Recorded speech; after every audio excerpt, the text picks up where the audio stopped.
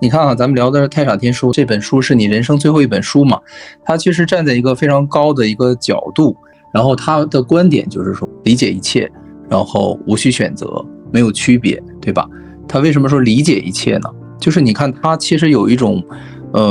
不限定结果的一种心态，就是你为什么一定要让事物是这样去发展，或者说去产生那样的一种结果？就是你内在的动机到底是什么？他其实有这样的一种就是灵魂拷问，就是你为什么一定要成为那样的？是什么驱使你去成为那样？这是正向的来问。然后如果是反向来问的话，他是说，比如说发生了不好的事情，然后你会觉得这个是个事儿，你必须要解决掉。然后太傻天书的原则就是理解一切，接受一切嘛，就是他就会反问你，为什么你认为那是一个问题？也是一句灵魂拷问。就为什么你认为那是个问题呢？然后反过来就是为什么你一定要成为那样的呢？此时此刻现在的你有什么问题吗？就这么的不能接受吗？对，或者说你不接受此时此刻的自己的原因是什么？是别人告诉你的，还是说有什么参考体系给你下定义了？其实很多时候都是自己胡思乱想起来的。这个不过呢，有没有可能就是你的大脑病毒？但是有的时候我是在想啊，如果是说一个人，比如说你好几次见他，最后你都感觉气场有点不合吧，那我是不是可以选择少跟他见面呢？你说呢？我觉得肯定可以啊。当然，如果是说他是那种像同事的关系，就是一个办公室的低头不见抬头见的那种。那你觉得理解一切，接受一切，没有区别，无需选择的意思是说，你想见他你就见，你不想见他你就不见，是不是这个意思呢？对呀，对呀。那你是不是自由的呢？那肯定是的呀。对呀，它其实就是让你变得自由啊，就是让你不恐惧啊。这个说起来是不是非常轻松，非常简单？但是这就是真理。如果你真的能做到，你这一生的灵性的提升就是超级超级的多你这一辈子顶别人10辈子100辈子。所以说它可以让你节省时间的原因就是在于此，你运用它这种超级简单，就是近乎于弱智级的这种思想原则，你可以极大速度的提升你的灵性，然后让你节省数以百计的人生轮回。哇，所以你就节省时间了。那好，很多人就会觉得说，那我为什么要节省时间？我为什么要减少轮回？那轮回不痛苦吗？人生在世很舒服吗？很享受吗？未必呀。你如果这一生福报大的话，你可能会觉得挺享受的。那你福报小的话，你就觉得挺忍受的，然后每天还想办法用吸引力法则去吸一些少得可怜的回报，对不对？没有必要，真的没有必要。为什么你要去对抗规则呢？这个社会就是这样的，社会到现在这个资本主义的阶段，就是让有资本的人可以获得更多的资本，让没有资本的人很难积累资本。它游戏规则就是这样的呀。所以你看透了这个规则，你就用太傻的原则，接受一切，理解一切。你知道这个游戏规则就是这样，你就玩好你自己的游戏就行了。它仅仅是一个游戏，它不代表什么，它并不是最终的真相。其实我还有另一个思想，我一会儿可以说，就是一部电影叫《心灵奇旅》嘛，迪士尼的那个电影动画片。它讲的是啥？他讲的就是这样一个太傻的原则，就是这个钢琴家他想实现他的梦想，他是一个艺术培训班的那样一个学校的一个教钢琴的老师，教小孩的，他就觉得这个工作不是他的理想，有点屈才了。以他的水平，他的梦想是要和成为知名的乐手和高级的爵士乐队一起演奏玩即兴，然后因缘巧合他真的做到了，他加入了一个知名的团体，然后他完成了一场演出，然后他走出来之后他说这就完事了，就这样，然后他就死了。他死了之后就类似于到了灵界嘛，然后灵界的意思就是说你的一生结束了，然后之类的吧。然后最后他得出了一个结论，经过了一大圈之后他得出了一个结论，就是根本不重要，他的那些梦想，他的那些幻想，那些目标根本不重要，他只需要活在此时此刻。然后他那个电影拍得非常好，里面有很多的细节，就是说他回忆起来人生中的所有重要时刻其实都不是那些光鲜亮丽的时刻，那些伟大的时刻都是一些平平常常的时刻。是电影的最后啊，然后最后他说就是活好每一分钟，这是他得出的结论。当然他这个结论是谁启示他的呢？是他在灵界的时候有一个就是所谓的超高级的灵魂，然后它是整个宇宙的量子能量的集合体，是这么说的。他说你们人类啊就是愿意搞那些什么意义啊目标啊那一套，他说灵魂是没有目标的。这一句话可能是启示他了吧，就是灵魂是没有目标的。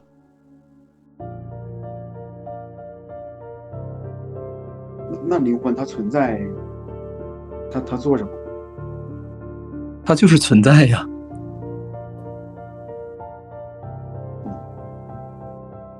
所以说一切的一切都是你自己的一种错误的限定和观念，或者说叫大脑病毒，导致了你所有的这些就是说不快乐吧，或者什么什么原因。这个是结论哈，就是咱们肯定都是做不到的，只是在这个学习当中。但结论确实是这样的。就结合这个电影我们来想一下，灵魂实际上是没有目标的。没有目标不就是没有区别，理解一切接受一切吗？无需选择吗？对。当你在这样想的时候，实际上你就是在成为你自己，就是你的那个内在的东西出来了，不再受大脑的控制了。大脑一定是让你去成为这个成为那个的。大脑永远在斗争，灵魂永远在放松，就他俩其实是不太一样的。所以你看那种境界超高的人，就比如咱们之前聊过庄子这种人，他后来也悟道了嘛，就是老子庄子这种道家的，他的那种豁达，那种理解一切接受一切，那种你让我去当宰相我才不当的那个劲儿，那种看破一切世俗的名利的那个层次，真的是值得每个人去学习的。他是大自在，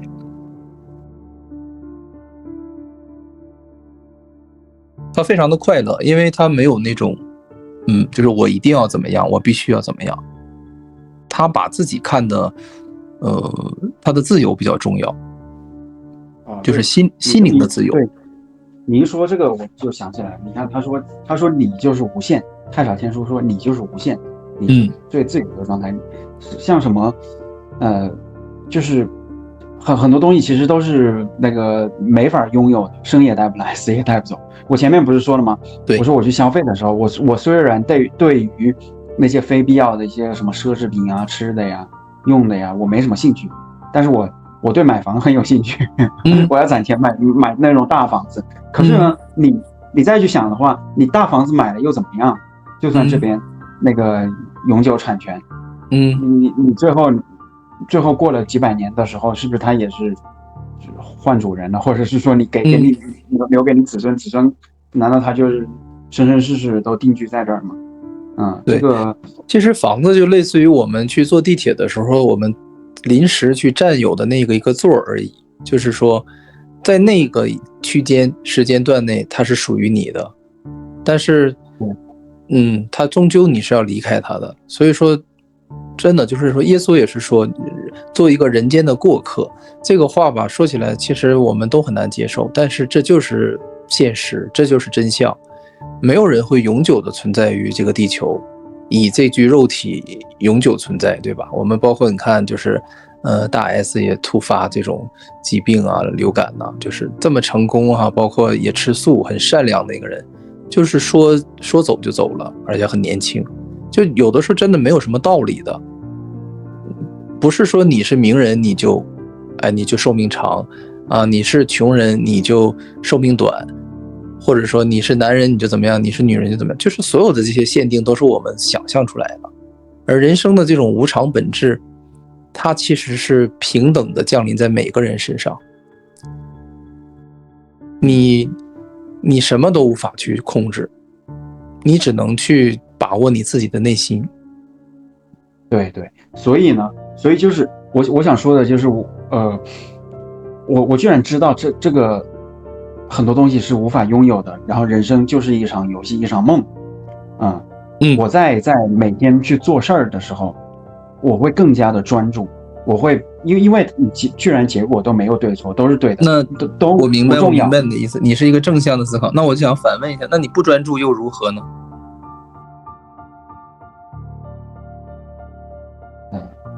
这个我觉得你问到点上。对，你总是有一股就是有一股鸡血劲儿，你知道为啥吗？就是我总觉得你在打鸡血，总是让你的人生变得很紧绷，很累，我有这种感受。就是谁规定你一定要那么努力呢？你为什么要那么专注呢？你专注与不专注，这个很重要吗？专注的话会做更多的事儿吧，可能就是你能不能接受你不专注？也有不专注，我理论上是说我会很专注，但是有时候情绪就是你能不能接受你自己不努力？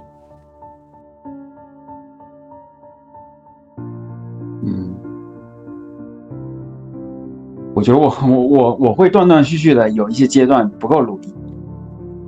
但是我总觉得你有一个劲儿，就是总是在督促自己，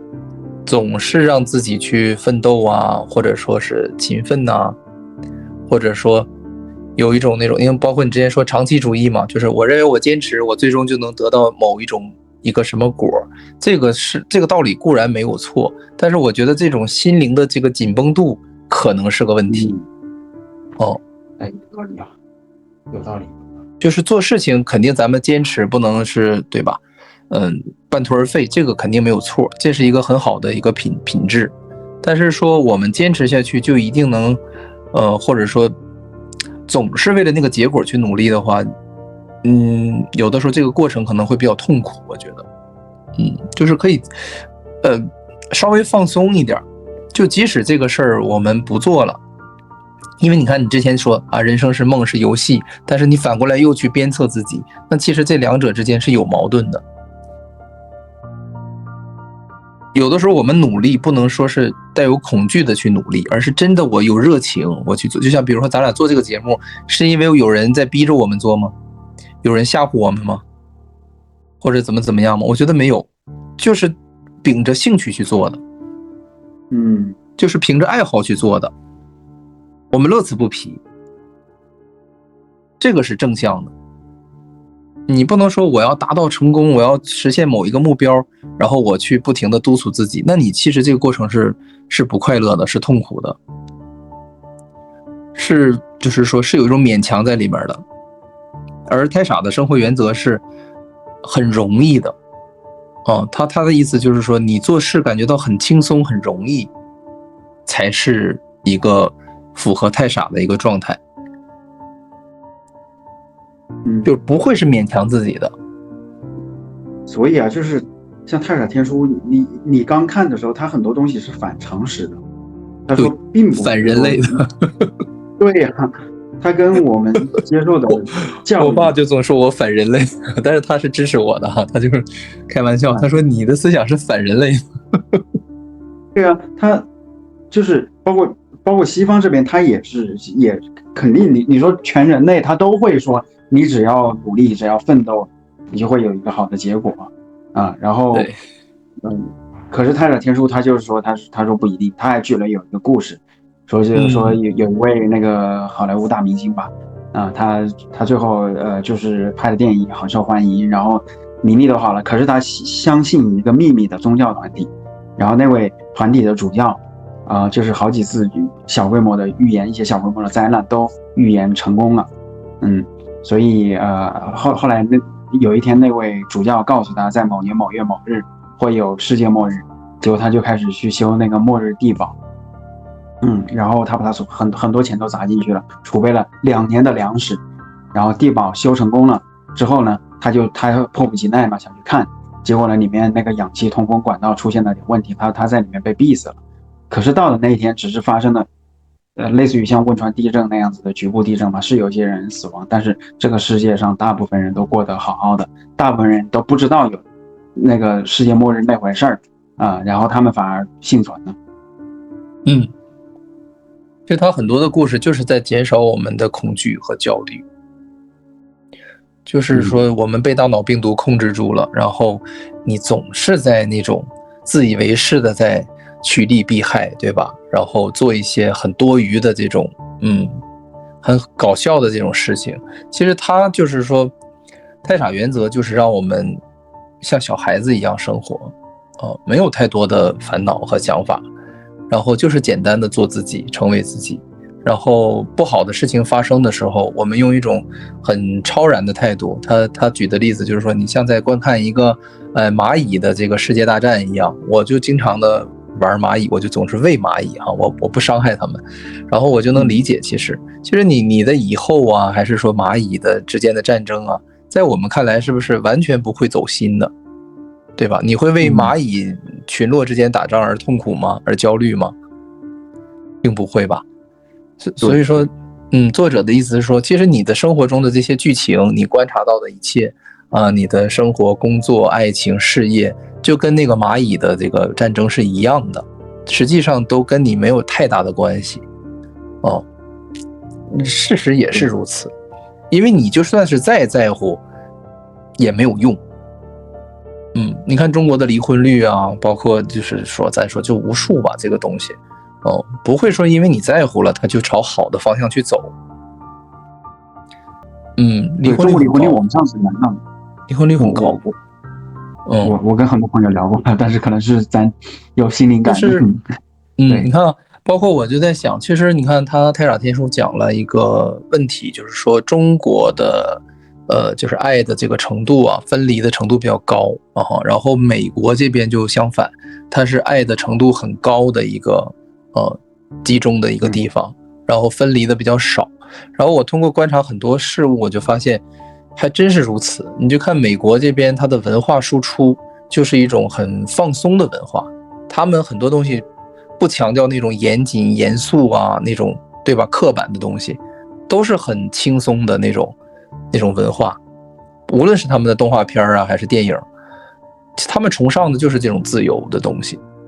爱的这种感觉我能感觉到。其实我挺喜欢美国的文化的，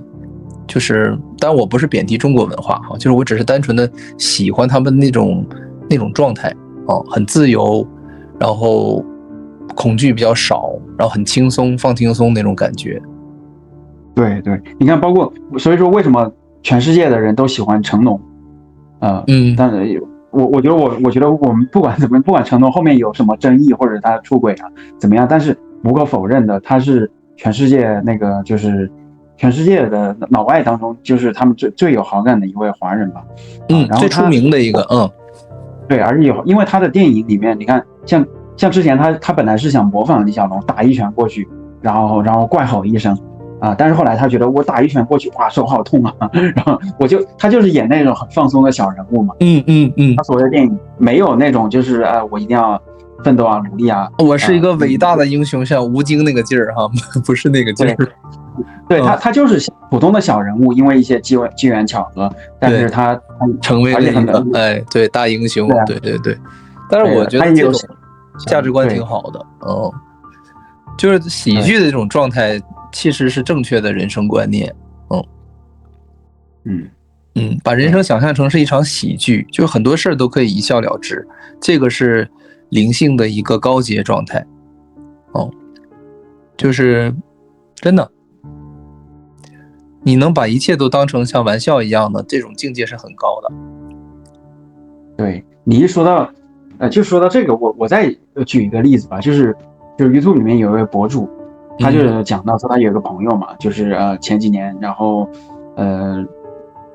就是在中国就是那几年房产经济都蒸蒸日上的时候，他买了点那个比特币，结果挣了很多钱，5套房子。都是一线城市买的，然后收入也很不错，然后他觉得他吃上时代的红利了，然后而且他是一位80后嘛，还算比较年轻的，然后所有的事业包括老婆孩子呀，然后收入啊，被动收入啊都很多，他就很开心嘛，可是呢，他一参加那个同学聚会，结果就发现哇，他周围的圈子里面的那些币圈的人，有的比他挣的10倍100倍还要多，而且他们开口闭口就是投资。就是要炒房，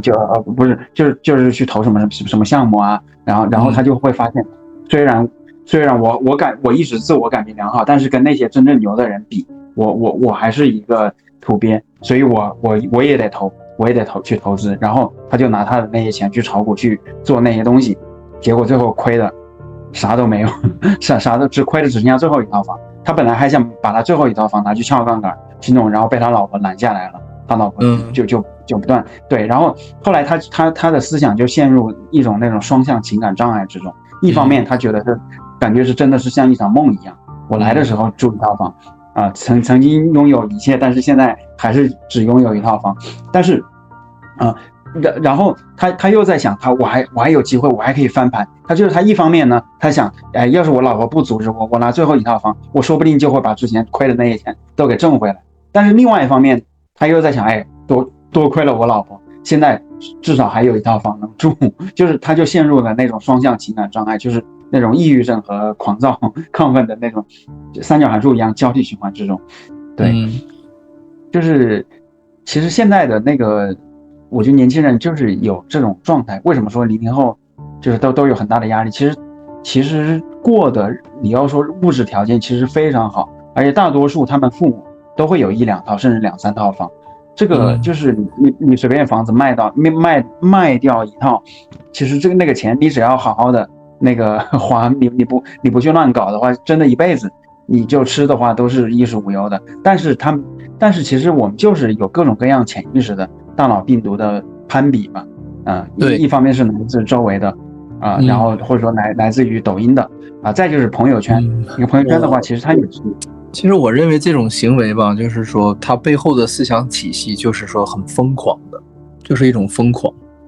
就是人什么都有了之后，人就开始不正常了，然后追求更大的刺激，然后更大的这种虚荣，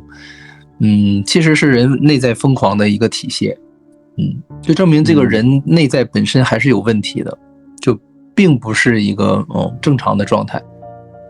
正常的状态的人是很放松的，是很喜悦的，是很快乐的，是满足的，是感恩的。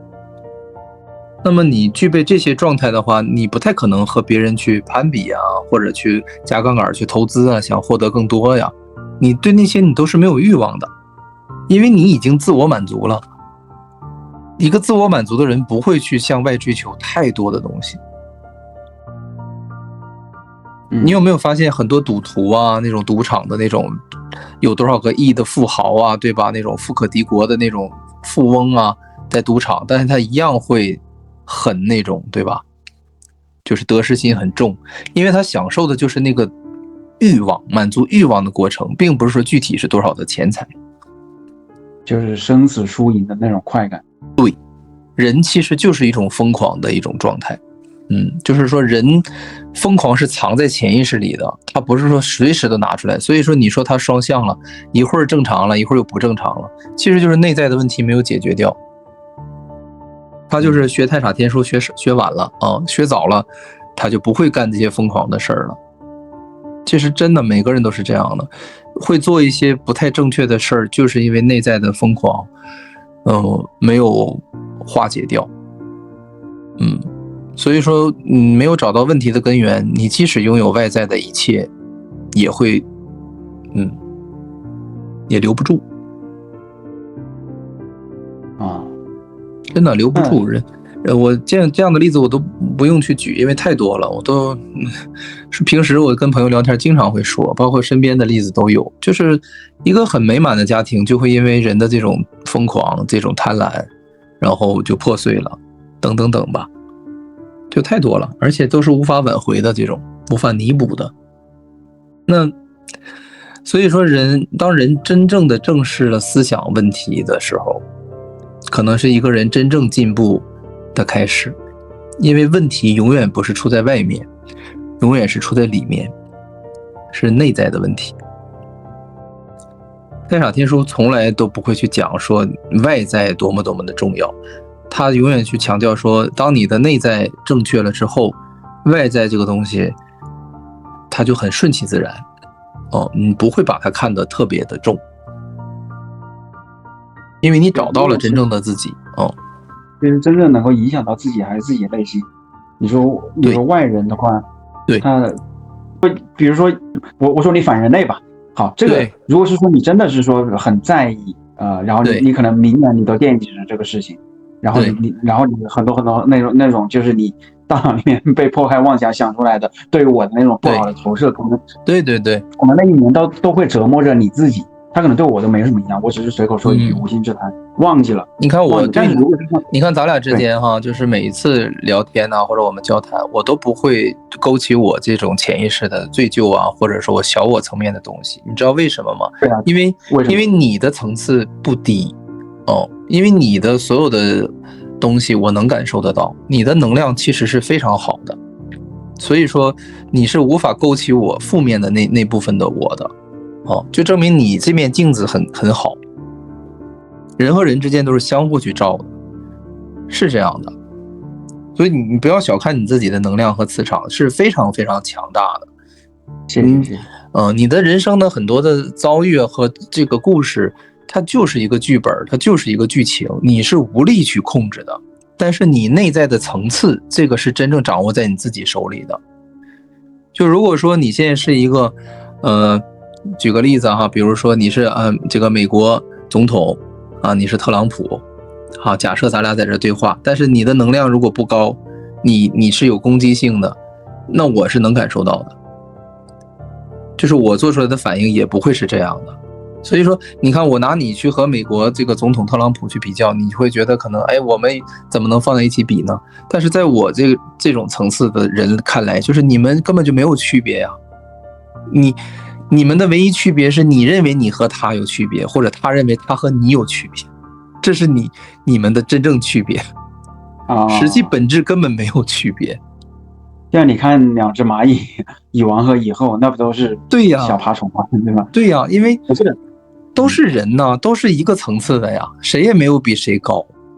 只是灵性的进化程度不一样而已。但是我们都达到第3密度的这个人类的阶段了。说白了就是，如果特朗普他比你真正高的话，他也不会出现在地球，他不投生在地球了，他就不是一个人类的这种等级了。这个你能明白吗？所以说你要现在想提升的话，你真正的任务是什么？是提升到太傻天书给你指的方向，到第4密度、第5密度，甚至第6密度、第7密度，这是你真正生命的目标，而不是你去成为特朗普，成为马斯克。但是这个话说出来谁信呢？这反人类呀，对不对？人们都追求外在的东西啊。但是前面不是说那些都是像梦一样都是不重要的，但是为什么居然它不重要，又会分成什么第3、第4、第5、第6密度？这就是很好的一个问题，就是说它跟节省时间是一个道理。就是为什么提升灵性的层次，包括海奥华语言那些外星人也说，你们地球人需要提升灵性，你们在物质上迷失了太久了。他们为什么提出了这样一个建议，都是相通的，都是一个原因，就是慈悲心。就是出于慈悲心给出的这些信息和建议。因为觉得你们在这种低层次的密度这个生命的轮回太痛苦了。为什么痛苦啊？你有身体啊，身体能有几万种痛苦方法，疾病，这个遭遇，对吧？你把你自己的这种自由的一个灵魂的一个这么完美的一个东西，主动权交给了一个根本就是无常的一个身体，随时会出问题的身体，随时给你带来痛苦的身体，那你这个就是等于是，对吧？太吃亏了。好，我们的目的可能就是想来体验一下这种限制，这个也没有错。但是为什么说有这么多的高龄，这么多的上师来提醒我们加速提升，节省时间？因为他们不忍心看着我们在这个过程当中逗留的太久，或者说出不来，是这种感觉。就是比如说你有一个孩子，他去那个非洲那个体验生活了，对吧？是不是挺遭罪的？蚊虫啊，饥饿呀，干旱呐，你也知道他是主动想去体验的，但是呢，他在那体验久了吧，你又有点担心，你就觉得是不是这孩子都不知道自己是从哪儿来的了，出不来了，然后你就会去给他塞一本这个书，塞一本那个书，去提示他，你可以快速的走完这个过程。对，就是他希望我们早点度过这个阶段，然后早点那个对醒悟出来。而他这种希望是就跟佛学是一样，是很柔软的，他不是说我逼着你去快速的或者怎么样，就是如果你需要诱导你，对，他不是诱导你，他是就是说你如果需要帮助，我随时都在，他是这种感觉。所以说太上天书它存在的价值就在于说，那些想要提升的人，已经走在了提升道路、爱的道路上的人，多一个拐棍，多一个这个上山的一个这个像索道一样，帮你更快的、更省劲儿的走上这个最终的目标那个高峰。它相当于有一个辅助吧，就是你自己走的话也可以走，但太辛苦了呀。你说如果不告诉你这些捷径的话，你自己觉悟之后成佛，你觉得还得多少个转世？就没有这些巨人的肩膀的话。对啊。那第3密度毕业了之后，到第4、第5密度大概是什么样的状态？还有6分钟，就是我也没去过，我也不知道，但是就是肯定是遵循一个原则，密度越往上，你的生活就越轻松越快乐。这个是太傻作者他自己说的，因为他知道的比我们多呀，我们就相信他就可以了。他说了，当你到第4密度的时候，你第3密度的就是地球上这些大部分的经历的这些痛苦啊、灾难啊、遭罪的东西几乎都没有了，就可以说是将近90%以上的吧。不好的地方。它那个就不是肉身了，应该可能更接近于一个能量的那种能量体的感觉。包括那个金星的那个欧米娜那个传讯，他说他的金星是第5次元的嘛，第5次元也是一个能量体，然后就远远没有咱们这个身体这么沉重这么痛苦。我前一阵我腰坏了，我就真感觉到身体真的是太沉重太痛苦了。对呀，所以咱们要相信他们。你每天你要吃3顿饭，你是对，然后你要上厕所，你要睡觉，你要洗脸，你要洗澡，然后不定时的这个地方就疼了，那个地方就痒了，真的是，而且随着年龄的增长，你的病会越来越多。是的呀。所以说有一个身体并不是很骄傲的一件事，在高龄看来，我们就是一群，被禁锢在身体里面的。对，然后还自己觉得挺快乐的，然后天天追求那个物质，然后无法自拔，然后你一跟他说心灵上的事儿，他都是很反感的这种，就是说给一个解药还往出吐这种状态。所以我们人类真的非常可怜，不仅不提升，还要互相伤害，还要互相拆台，互相攻击。对，我说那个抖音直播间就是都是学佛的人，然后互相在这儿，哎，挺遗憾的，真的。对对，互相拆台啊。对，但是就是其实我还是我想说一下，就有一些，因为太宰天书里面还有3分钟，你说，太宰天书里面说，其实就是信佛啊，信基督教啊，其实很多人他并不是真的是相信的那些教义。如果是说你说真的理解了耶稣的话，那这个世界那么早就天下倒。对，这个没错，很多人是信歪了。然后我就观察到了就是很多人是只信那个表面的形式，根本不信其中的内涵。对，因为